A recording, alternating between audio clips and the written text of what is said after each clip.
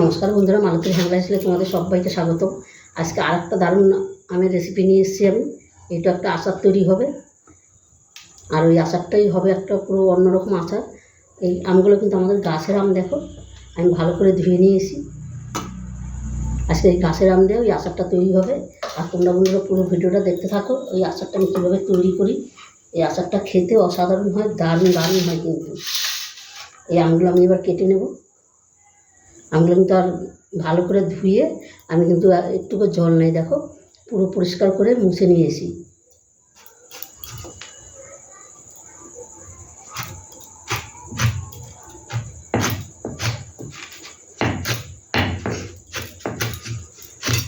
আটি হয়ে গেছে, এই আমগুলো আর ভিজানো হবে না।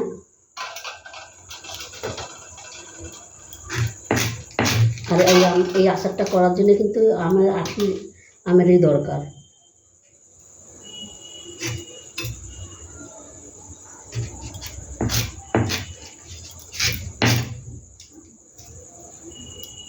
আমগুলো কিন্তু একদম ছোট ছোট করে কেটে নিই, যতটা পারো ছোট করে কাটতে হবে এই আমগুলো।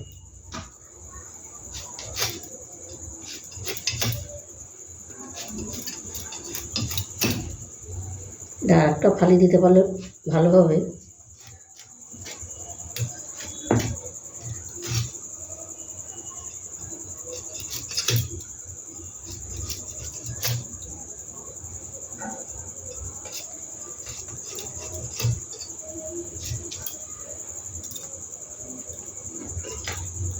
এই দেখো এরকমভাবে আমগুলো কিন্তু কাটতে হবে।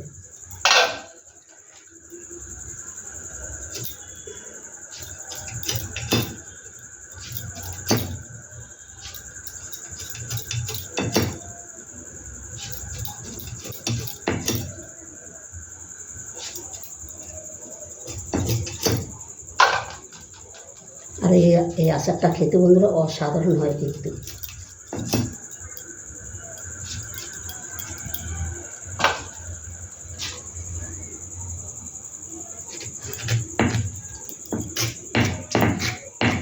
একটু কাটতে সময় লাগবে, কিন্তু আটি সহই কাটতে হবে।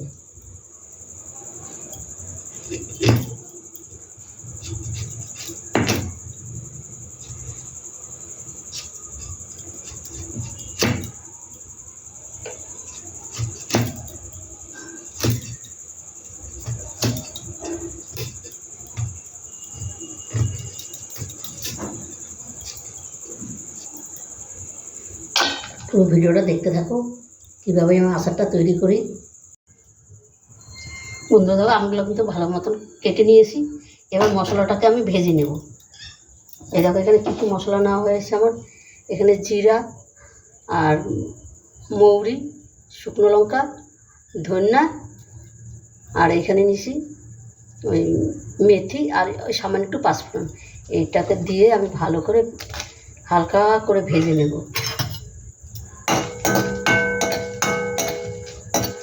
এই মশলাটা কিন্তু পোড়ায় নিলে হবে না, এটাকে কিন্তু হালকা করে ভেজে বেশ কালারটা কিন্তু এরকম দেখতে জানি থাকে, সেইভাবেই এটাকে ভাজতে হবে।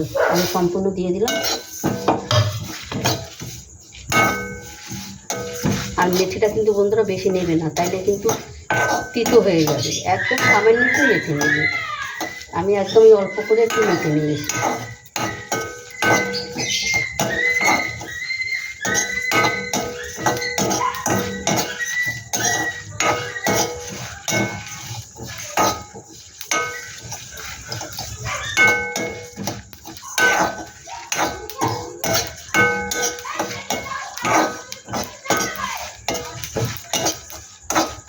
দারুণ একটা গন্ধ বেরিয়েছে, কিন্তু খুব সুন্দর একটা গন্ধ বেরিয়েছে। আমি আবার গ্যাসটা বন্ধ করে দিই। আর এটা কিন্তু আমি শিলনোড়ায় বেটে নেব। এটাকে কিন্তু একদম মিহি করবো না, দানা দানা রাখবো, তাহলে কিন্তু খেতে ভালো লাগবে মুখে করলে। এটা কিন্তু আমার হয়ে গেছে, দেখো ঠিক এইরকমই কিন্তু আমি রাখবো।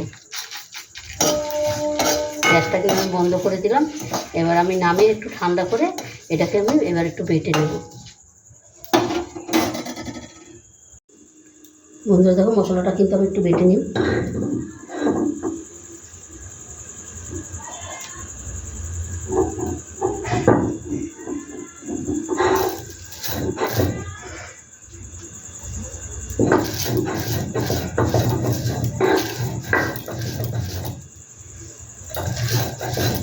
আর এটা কিন্তু হালকা করে একটা ডলা দিলেই হয়ে যাবে।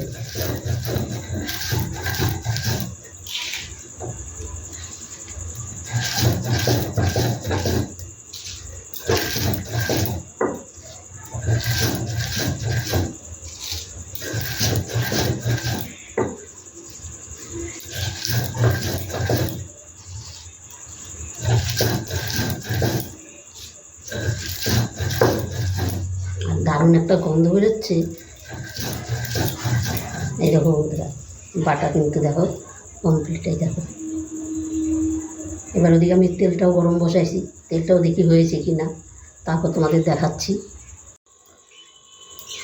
বন্ধুরা দেখো, মশলাগুলো কিন্তু আমি বেটে নিয়েছি।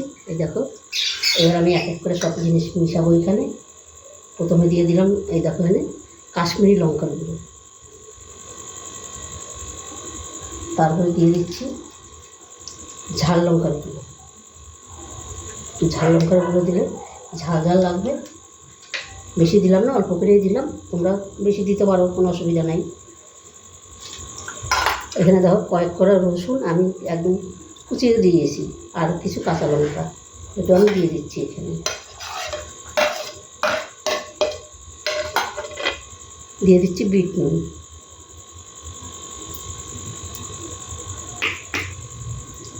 আর কিছু আমরা সবসময় যেই নুনটা খাই সেই নুনটা কিছু দিয়ে দিলাম, আর ওই মশলাটা দিয়ে দিচ্ছি।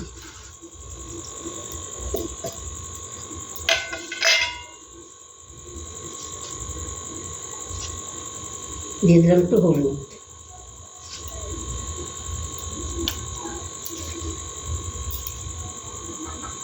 এবার এটাকে আমি ভালো করে মিশিয়ে নিই।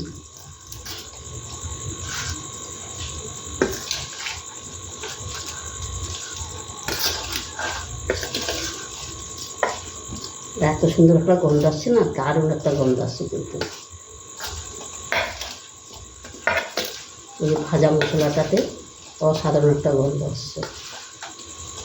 এদিকে তেলটাও কিন্তু আমার গরম হয়ে গেছে, এটা কিন্তু আমি ভালো করে মিশিয়ে নিয়েছি।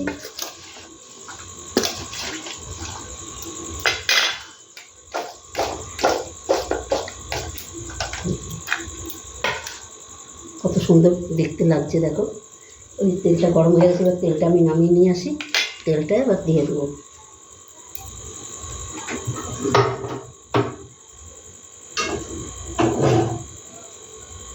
এখানে কিন্তু বন্ধুরা তেলটা কিন্তু গরম গরমেই দিতে হবে। আমি তেলটা দিয়ে দিচ্ছি দেখো।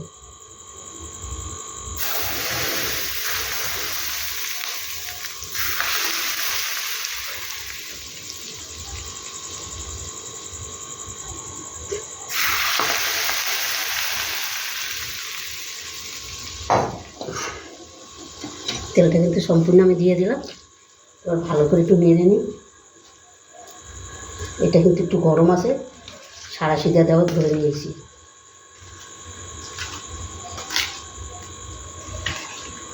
ও দারুণ লাগছে দেখতে, এখনই মনে হয় যে খেয়ে নিচ্ছি, কিন্তু এখন তো খাওয়া যাবে না, এটা এখন কাঁচা। এটাকে এখন পুরো ঠান্ডা করে তারপরে এটাকে ইসের বৈরমে ভরতে হবে। দেখো কত সুন্দর লাগছে দেখতে, অসাধারণ।